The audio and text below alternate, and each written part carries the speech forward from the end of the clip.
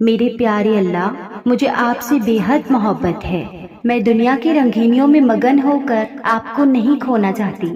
میرے اللہ، میں بہت کمزور ہوں، مجھے تھام کر رکھیے گا، کبھی خود سے دور نہ ہونے دیجیے گا۔ اللہ جی، میرے پاس تو آپ کے سوا کچھ بھی نہیں ہے۔ پیارے اللہ، آپ ہی میرا کل اثاثہ ہیں، میری زندگی کا حاصل ہیں۔ میں آپ کو کیسے کھو سکتی ہوں؟ آپ کو کھو کر بچتا ہی کیا ہے میرے پاس؟ اللہ جی، آپ کا ساتھ میری زندگی ہے، کیسے زندہ رہ سکتی ہوں آپ سے دور ہو کر؟ کبھی بھی مجھے خود سے جدا نہ ہونے دیجیے گا۔ آخری سانس تک میری رب آپ کا ساتھ، آپ کی محبت چاہتی ہوں۔ آپ کی اطاعت میں زندگی ہے، بس آپ مجھ سے راضی ہو جائیں۔ آپ کی پہچان سے زندگی ہے۔ جس نے آپ کو پا لیا اسے سب مل گیا، جس نے آپ کو نہیں پایا اس نے کچھ نہیں پایا۔ اس سے مفلس کوئی نہیں۔ مجھے دنیا کی نہیں پرواہ، بس ایک تیرا ہو کر رہنا چاہتی ہوں۔ میرے پیارے اللہ میری سن لے۔ میرے پیارے اللہ، میں راضی ہوں۔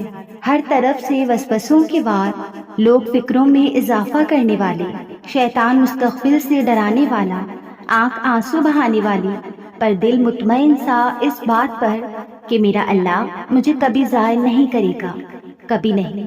میں راضی ہوں ہر فیصلے پر، ہر حال پر یا اللہ آپ کی اطاعت والی زندگی چاہیے، اسی اطاعت میں موت چاہیے۔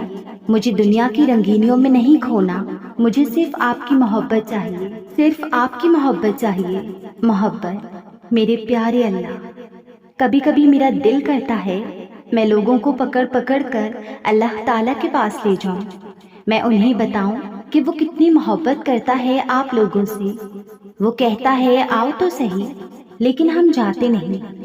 وہ کہہ رہا ہے مجھ سے مانگو تو صحیح، مگر ہم مانگتے ہی نہیں ہیں۔ کیسا پاگل پن ہے بھلا یہ! وہ جو ہر چیز پر قادر ہے، وہ کہہ رہا ہے مانگو مجھ سے میں دوں گا۔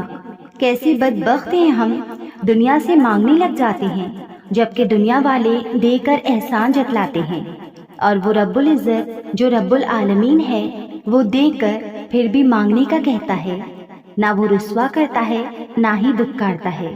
چلو نہ چلتے ہیں، اپنے اللہ سے دوستی کرتے ہیں۔ میں نے اللہ کو پہچانا، ارادوں کے ٹوٹ جانے، نیتوں کے بدل جانے اور ہمتوں کے پست ہو جانے سے۔ اس فرمان کی وضاحت میں کہنا چاہوں گی کہ لوگوں کی شناخت اپنی ضد سے ہوتی ہے۔ ہماری کوشش، ہمارا ارادہ اور ہماری ہمت ہمارا برم ہوتے ہیں، مگر اس برم کا ٹوٹنا ہمیں یہ احساس دلاتا ہے کہ کوئی ہے جو ہم پر برتری رکھتا ہے اور ہمارے ارادے اور نیت کو بدل سکتا ہے اور ہماری ہمت کو پست کر سکتا ہے۔ کوئی ہے جو ہمیں ہم سے بھی زیادہ چاہتا ہے، کوئی ہے جو ہماری زندگی کے آنے والے کل کو نظر میں رکھتا ہے اور اس میں بھلائی پیدا کرنے کی تدبیریں کرتا رہتا ہے، اور یقیناً وہ اللہ ہی ہے۔ ہم انسان اپنی سوچ، اپنے مفاد اور اپنی خواہش کے مطابق پیدا ہونے والے حالات کو اچھا برا جو بھی سمجھتی ہوں، مگر اللہ کی طرف سے اس میں انسان کے لیے بھلائی ہی ہوتی ہے۔ جب انسان کا کوئی ارادہ ٹوٹ جاتا ہے نا، تو اکثر آنے والا وقت اسے بتاتا ہے کہ اس ارادے کا ٹوٹ جانا ہی بہتر تھا۔ نیت کا بدل جانا یا کسی کام سے روک دیا جانا انسان کو یہ احساس دیتا ہے کہ اللہ ہے، اگرچہ کہ اس فرمان کی کیفیت ہر خاص و عام کے لیے ہے، مگر اس کا درست اطلاق صرف ان لوگوں پر ہوتا ہے جو اللہ کی پہچان کی جستجو کرتے ہیں اور جو اپنا آپ اس کے روبرو پیش کرتے ہیں۔ اللہ کو ماننا تو آسان ہے، لیکن اللہ کی ماننا مشکل کام ہے۔ اس لیے اللہ کبھی کبھار ہمیں زندگی کے اس مقام پر لا کھڑا کرتا ہے جہاں ہمارے پاس کوئی بھی آپشن نہیں بچتا، پھر ہمیں اللہ کی ماننی پڑتی ہے، اور یہی ہمارے ایمان کا امتحان ہوتا ہے کہ جس چیز کا ہم اللہ سے دعویٰ کرتے ہیں، کیا واقعی ہم اس پر پورا بھی اتر سکتے ہیں؟ اپنی رضا کے لیے تو سبھی یقین رکھتے ہیں اللہ پر، لیکن اللہ کی رضا کے لیے صبر صرف ایمان والے کرتے ہیں، پختہ ایمان والے۔ اور یاد رکھیں کہ جو اللہ کی بات نہیں ٹالتے، اللہ بھی پھر ان کی بات نہیں ٹالتا۔ آزمائشیں ہی تو ہمارا ایمان زندہ رکھتی ہیں، اور ہمارے ایمان ہمیں زندہ رکھتا ہے، ورنہ ہم تو کب کے ختم ہو چکے ہوتے۔ ہر محرومی آپ کا امتحان ہے، اور امتحان میں پاس وہی ہوتا ہے جو استاد کو راضی کرنے میں کامیاب ہو جاتا ہے۔ تو آپ بھی راضی کر لیں اپنے نگران کو، اپنے اللہ کو۔ اور آپ کیا گمان کرتے ہیں کہ یہ کہنے سے چھوڑ دیے جائیں گے کہ ہم ایمان لائے اور پھر آزمائے نہ جائیں گے؟ کبھی نہ کبھی انسانی زندگی اس موڑ پر آ جاتی ہے جب یہ لگتا ہے ہمارے لبوں اور دل سے نکلنے والی دعائیں بے اثر ہو گئی ہیں، ہمارے سجدوں اور ہمارے پھیلے ہوئے ہاتھ رحمتوں اور نعمتوں کو اپنی طرف موڑ نہیں پا رہے۔ یوں لگتا ہے جیسے کوئی تعلق تھا جو ٹوٹ گیا ہے۔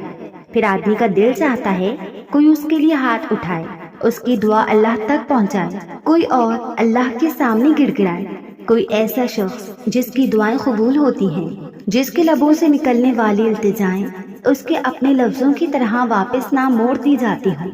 پھر انسان پیر کامل کی تلاش میں شروع ہو جاتا ہے۔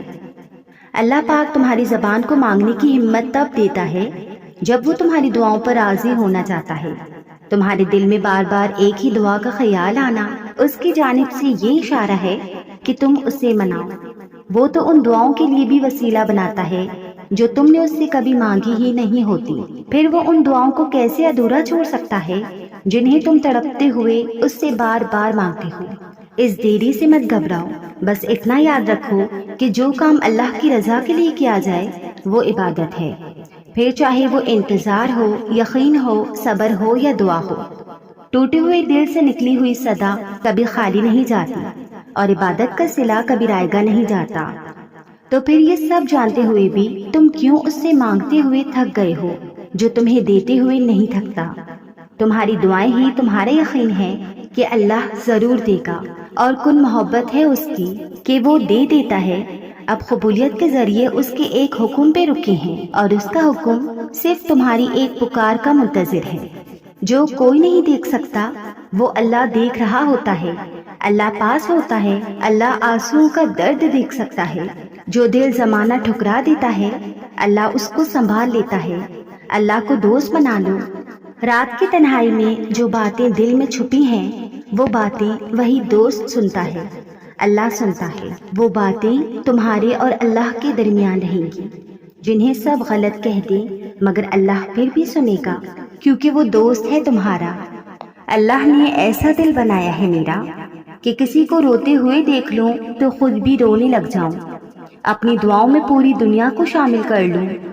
سائرن بجاتی، ساتھ سے گزرتی ایمبولینس میں پڑے انجان انسان کا درد محسوس کر کے اداس ہو جانا، دور بہت دور آسمان میں جہاز دیکھ کر اس میں موجود لوگوں کے لیے دعا مانگنا کہ اللہ پاک انہیں حفاظت سے اپنے اپنے پیاروں تک لے جانا۔ پتہ ہے جب ایسے دلوں کو چوٹ ملتی ہے تو کیا ہوتا ہے؟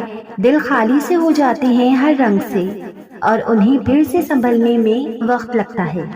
اگر اللہ آپ کو انتظار کروا رہا ہے تو اس کا یہ مطلب نہیں کہ وہ آپ کو سزا دے رہا ہے، بلکہ وہ آپ سے کچھ دیر تک رابطے میں رہنا چاہتا ہے۔